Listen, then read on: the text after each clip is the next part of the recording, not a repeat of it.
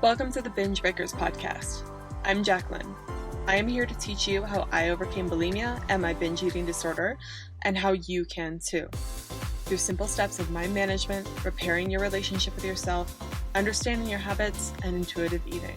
Disclaimer: this recording is not intended to be utilized as medical advice or a medical diagnosis. If you think you're in need of medical attention or treatment, please seek it immediately. This recording will also contain sensitive subjects such as binging and purging, weight, and depression. Please listen at your own discretion and do what you think is best for you. Hello, everybody. Welcome to the podcast. I want to talk today about guilt for not recovering sooner, feeling shame for having opportunities to recover in the past from bulimia, or just for the time you spent in your eating disorder and maybe having windows of opportunity where you could have recovered and you didn't do it, or just being it in general. I know that a lot of people struggle with that. I had a conversation with someone about that this week, and I want to discuss it a little bit, why maybe you didn't do that and how to process that pain and kind of move on from it. Something that I find helpful to look at is viewing bulimia as kind of an abusive relationship, a controlling partner, if you will. Now, a side note, a personal story, something I like to do, this relates to the episode, I promise. Something I really like to do is listen to audiobooks. And I like listening to informative audiobooks, but it also is kind of some way to relax, unwind, or just build a bit of comfort. Like, let's say I'm doing a task and I don't feel like mentally working hard or learning anything new, but I want to listen to something for some comfort. I will typically listen to books that I've already listened to before, and particularly fiction storybooks that I find really helpful. Sometimes I'll fall asleep to them, just like that sort of book can help, or I'll read. But lately I've been listening to audiobooks before I go to bed. And typically the ones I do, I'm a real nerd. I love Harry Potter. So I've read the Harry Potter books. I've listened to Harry Potter books. So sometimes I'll throw one of those on because I've heard it before and it's comforting. I do enjoy the story. But for those of you guys that grew up, you were a child in, the 2000s, Twilight was all the rage then. And I read it as a middle schooler and I absolutely loved it. And Edward, I'll be the first to admit, was like my first storybook crush, of course. And so I had the audiobook. I listened to it to a few, maybe in 2017, so it's been a while, and I decided, why not? Let's listen to Twilight. We love making fun of the movie. It's hilarious. I love the Twilight movie. For those of you guys that are fans, I'm not trying to bash, just think it's funny, comical in a way too. But anyway, I'm like, I'll listen to Twilight. Why not? Why not? Something different, a little bit new that I haven't listened to before. See what I think now. And I was appalled at how controlling and abusive Edward was. It's like a horrible abusive relationship. I'll just come out and say it. Edward is this psycho. Not only is he like way older than her, but he's also just like he controls her. He doesn't let her think for herself. He is constantly threatening her, doing weird things, telling her what she should think and feel. It's weird on so many levels. And I can't believe I didn't pick up on that as a middle schooler, but of course I didn't, because I was, a little bit more naive. I was younger. I just thought that having a relationship was something good. I was insecure, all those reasons why I could have gotten swept up into an abusive relationship. And no shame to Stephanie Meyer, but Edward, I think, is definitely not a healthy partner to have. And when I was thinking about this, I was also thinking about bulimia, and I was thinking about how Bella stays in this abusive relationship with Edward, becomes obsessed with Edward. Edward becomes her world quickly. And of course, this is a storybook. This isn't real life. But I think that can happen really quickly in bulimia and just in abusive relationships in general. You feel like, even though there are problems, even though like Bella, constantly scared of Edward, doesn't like everything he does, gets angry at sometimes when he's controlling of her, but she doesn't speak up for herself. Why? Because she thinks that the benefits outweigh the cons. She thinks that Edward is the most amazing thing that she will ever have. And I mean, he is a vampire, so I get that, eternal life, all that sort of stuff. Yeah. But she really does. She thinks she can't do any better. She thinks that it's everything she's going to have. So of course she puts up with it. And I think bulimia or eating disorders in general, I always compare them when I'm coaching people or in my program. You'll know that there's a theme. That's why I say my program is breaking up break up with bulimia program, because it's like it's this relationship, this abusive relationship, and you think it is your world, you think that it is helping you, you think that it is the only thing that really makes you happy, that makes you feel better, that makes you feel okay, or you just think that it is actually bad, but you don't think you have the power to leave it for various reasons. That is generally why you stay. And in abusive relationships, not always, I'm not, there are definitely nuances in abusive relationships. Sometimes like you actually physically cannot leave because the abuse is so bad. There's lots of things there. So hopefully you guys that are maybe have been in part of those relationships that don't see what I'm saying, hopefully that's making sense. But in abusive relationships, a lot of times it comes from the people believing in some shape or form that they cannot leave or they're never going to do any better. It preys on your insecurities. And bulimia is very much similar to the Edward Bella relationship or any other abusive relationship.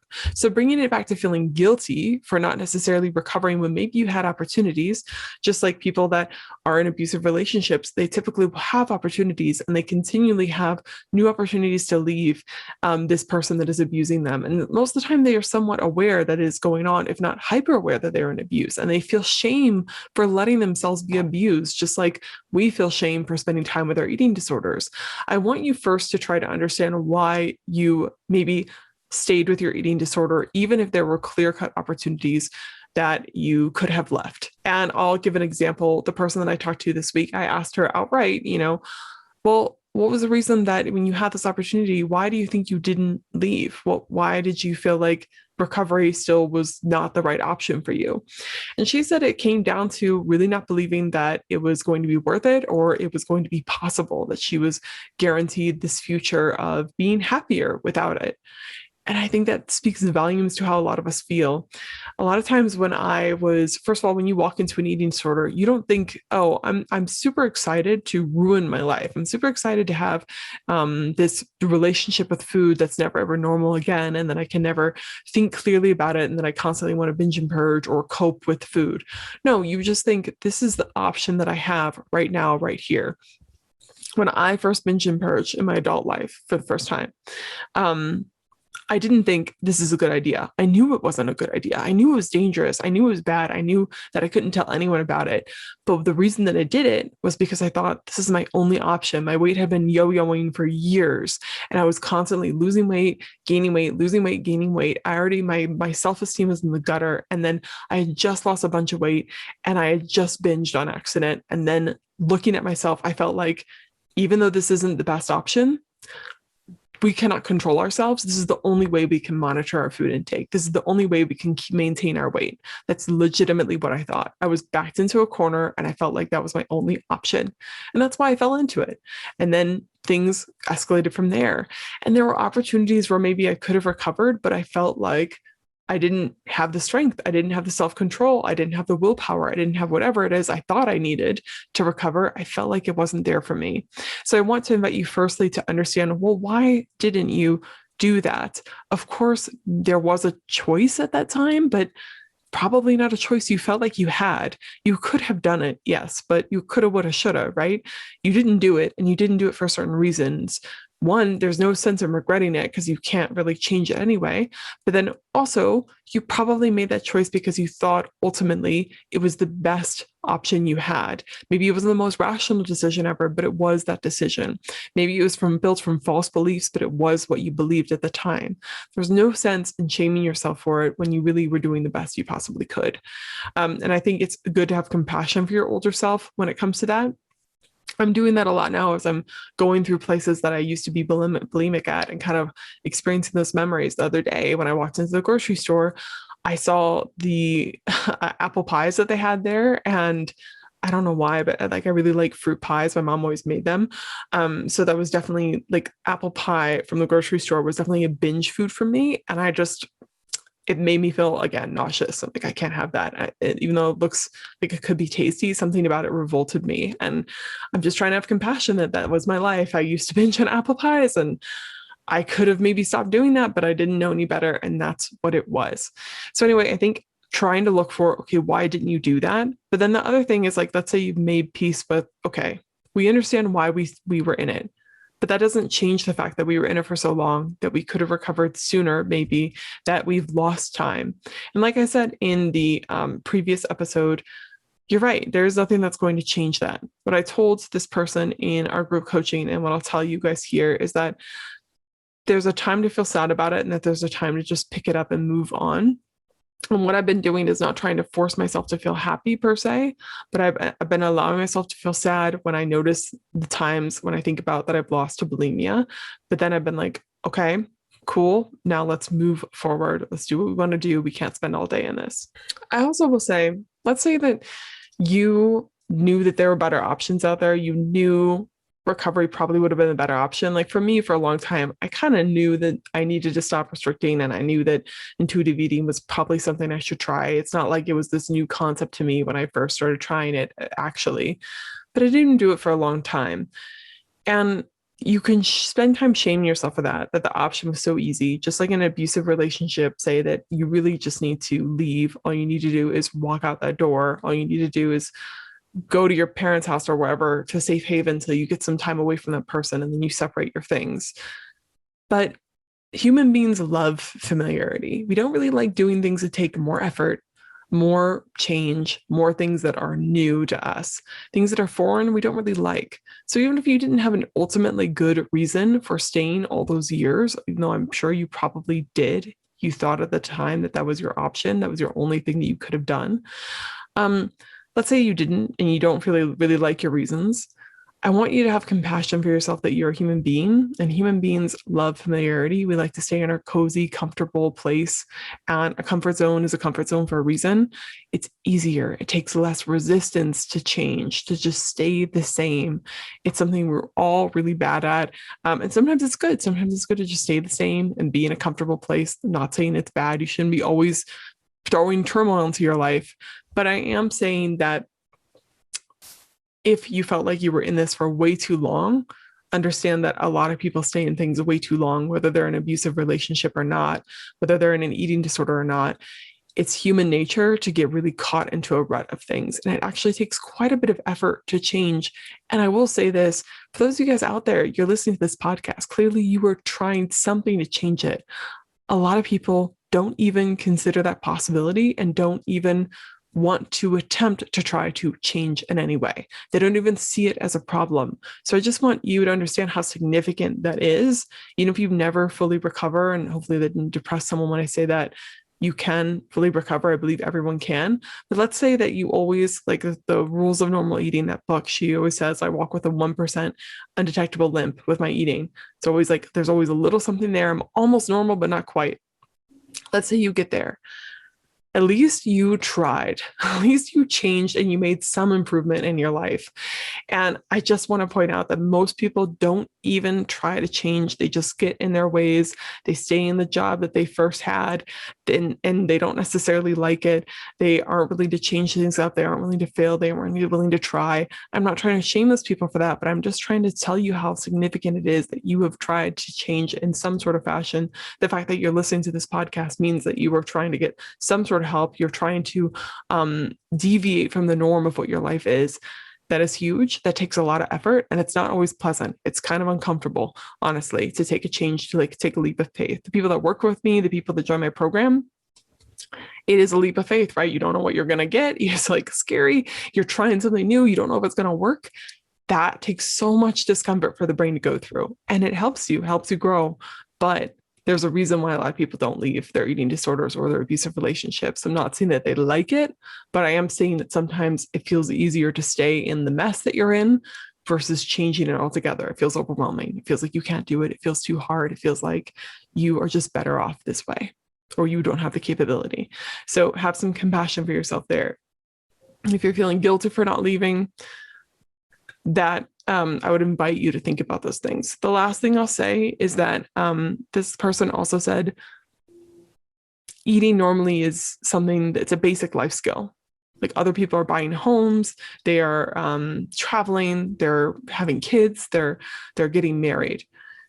And I understand where that person's coming from, but I want to point out that eating, sure, it's a basic life skill, but a lot of people are very bad at it. Like people that don't have, like technically you would probably qualify them as disordered eating or eating disordered. They have problems with food still, but they just don't care. They don't notice it.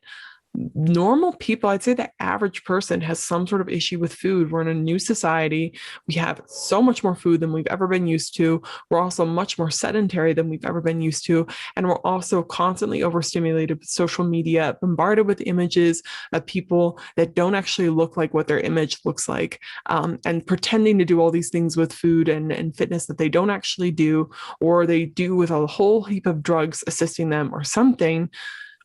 We have a lot of problems in our society when it comes to food. Eating normally. I think a lot of people struggle to eat normally more than they let on, more than what people think. We're no longer in that simple hunter-gatherer society where you just eat when you have food and you stop when you don't, or you just eat the food when it's available and then you share with your tribe. Like, that's not the world we live in. And I think it's very hard to navigate that world. And most people struggle amongst everything else that we have to do. People probably go through phases of poor eating, especially when lives get busier. We tell ourselves, oh, this is just a basic thing everyone does, and I'm the weird one for not figuring it out. No, I think a lot of people have issues with food that they just don't talk about. And me being a coach, I talk with people with food issues all the time. And I've had food issues myself. I am much more in tune now when I see people, when I meet people, when I talk to them. I can tell there's some things going on that they just don't talk about, that they just deal with, or they aren't even aware that it's an issue, but they're doing it all the same. It's normal to struggle with food. Is it a good thing? No. Should it be normal? No. But it's not necessarily a basic skill. If it is a basic skill, it's a basic skill a lot of people struggle with. So I don't want you to shame yourself thinking you can't get it together with food, everyone else can. No, that's simply not true.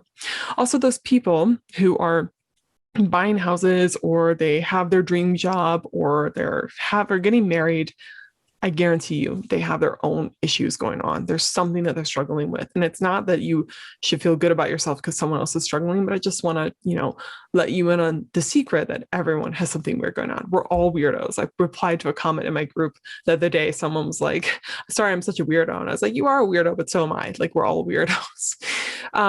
But I fall into that trap too, thinking, oh, this person's perfect. They have it all together. No, they don't.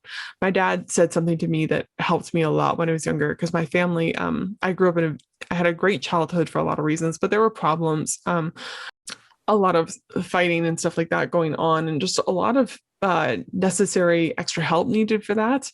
And it felt like all the time, like, we aren't normal. I wish I had a normal family, is what I told myself a lot when I was growing up. And then my dad said, I know that we struggle sometimes and our family is definitely not normal, but no one other family is. Every family has their weird issues. And I do definitely think that's true. And especially if as a grown up, it seems like every single person has some sort of issue that they grew up with at their family. It's almost as if that's supposed to happen. That's the thing. I think Brooke Castillo recently said that, actually. She's like, it's almost as if we aren't meant to grow up with normal childhoods. So all that being said, just because you think that you're the only one struggling, you're not. There are a lot of people struggling. A lot of people are not normal. They're struggling with basic life skills. And generally, most people can't keep up everything all at the same time. People generally have that one area that they struggle with, that one vice. So this podcast episode unraveled a little bit, but hopefully that helped you guys out if you're feeling guilty. You didn't just walk into bulimia willingly. Even if you did, let's say that was your story. Even if you were like, I'm going to be bulimic now. You probably did it again because you thought that was the option that you had, the best option for you. You were going into it under maybe some false beliefs, or some beliefs that at least don't work for you anymore. So give yourself some compassion today. Forgive yourself a little bit. Accept that time has been what it has been. You're allowed to feel sad about it, but I really recommend that you don't shame yourself for it and you don't feel guilty about it, because you really can't change it. And you did what you did because you thought that was your best choice, and you know better now. You can change now, but you can't change the past. And also, eating normally is a basic skill, but a lot of people struggle with it. So it's not just you, and it's not that easy, clearly. Okay, I'm going to let you guys go. If you like this episode, you found it helpful, highly recommend that you check out my group coaching program. It is $60 per month, super affordable. I don't know. And for a group coaching program where I talk to you on a weekly basis, awesome program to get one-on-one feedback and advice going on with you and your bulimia recovery, as well as a whole host of video modules to help you overcome binging, eat intuitively, even if you struggle with overeating and compulsive eating, amongst other things. And the community in the Facebook group is phenomenal. They are just a group of wonderful, supportive, beautiful people. So I can't say enough about that group. If you were interested in that, definitely go check it out. Also, if you were interested in more intense help outside of group coaching, you would like a private coach instead, you want someone to help you side by side, guide you weekly on your journey to recovery, I do offer one-on-one private coaching. I do have some availability right now. So you can just go to my website at bingebakers.com for all that info and apply for the consult. We'll talk for about an hour, usually, and we'll talk about what's going on with you. I'll give you some advice and feedback on what you can do right now. And then we can talk about whether coaching is a good fit for you or not. So yeah, there's all those things going on. Highly recommend you go check them both out if you need some more support and you can relate to me. That's usually a good sign that we would work well together. Okay, thank you all for listening. I hope you guys have a wonderful, wonderful weekend. If you didn't see on my Instagram, I went and joined a running group last week. That was really scary because I'm an introvert, so I don't like, literally before the running group, I had the urge to just not get out of my car and drive away, but I did it. Took a deep breath, got out of there. I was the slowest runner in the group, but I really enjoyed it. It got me, and I didn't listen to headphones because I didn't know if I'd be talking with people, but I just ran into kind of silence in the gentle morning. And I got to see people and talk to people. So I'm doing a really good job of meeting people in my own town. And if you're struggling with that, then maybe you could join some meetup groups as well. It's been very helpful for me. So that's what I'm up to. Otherwise, it's spooky season and I'm really enjoying that. I'm watching spooky movies as much as I possibly can and looking up costumes and makeup tutorials. That's how I enjoyed my spooky season. Okay, talking too much at this point, I'll let you guys go. Never give up on yourself, my friends. Thank you for listening. Thank you for being there. Have a wonderful, wonderful weekend wherever you are. Goodbye.